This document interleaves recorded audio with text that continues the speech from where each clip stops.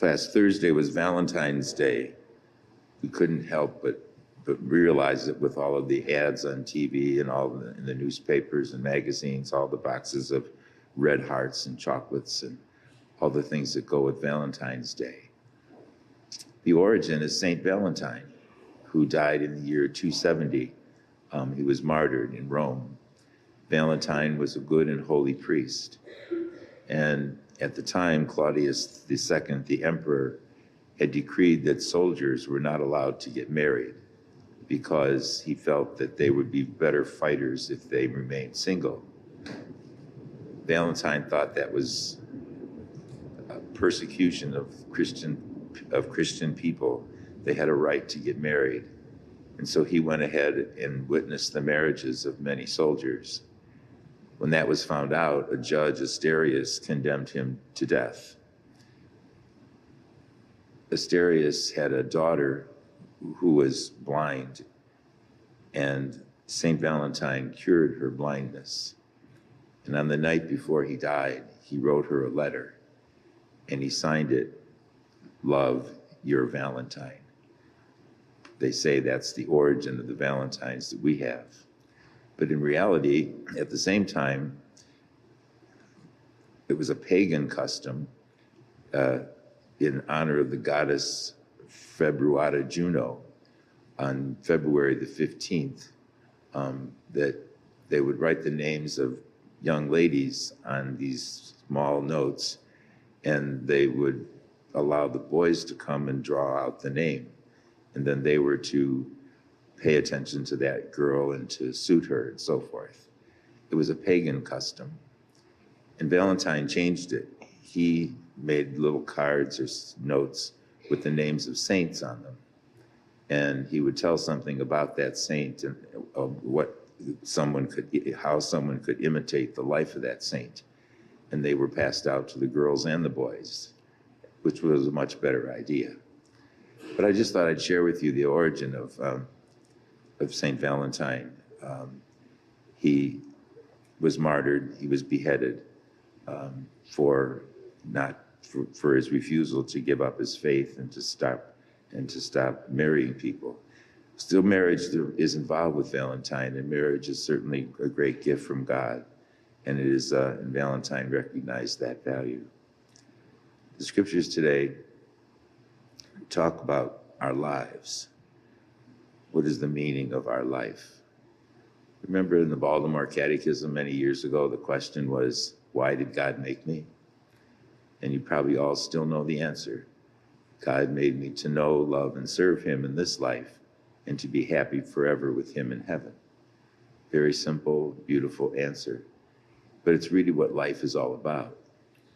Jeremiah in the first reading is saying that we cannot trust in material things for our happiness. And Jesus in the gospel says that we have to be poor in spirit. What does that word poor mean? The Hebrew word ani, A-N-I, is the word for poor, and it developed in its meaning. At first, its meaning was somebody who did not have material wealth. But as it developed, it was somebody who not only did not have material wealth, but they had no power or influence. They were not protected by anyone. They were absolutely dependent. And so they placed their trust in God. They were absolutely dependent upon God. And that's what being poor in spirit means.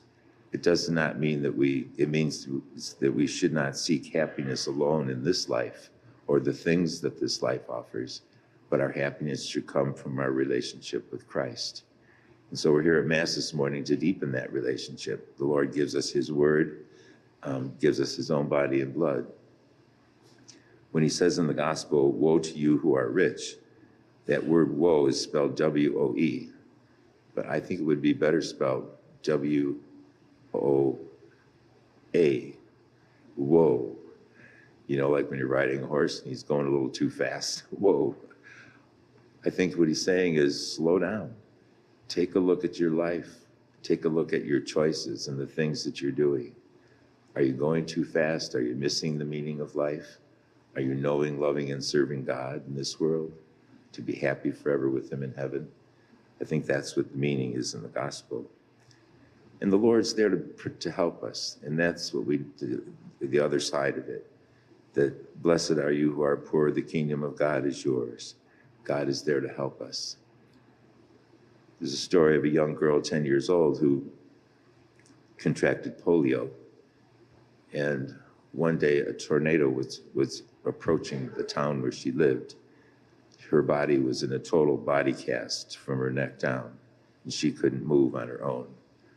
She became very frightened as the house, she laying in bed in her bedroom, and the house was shaking.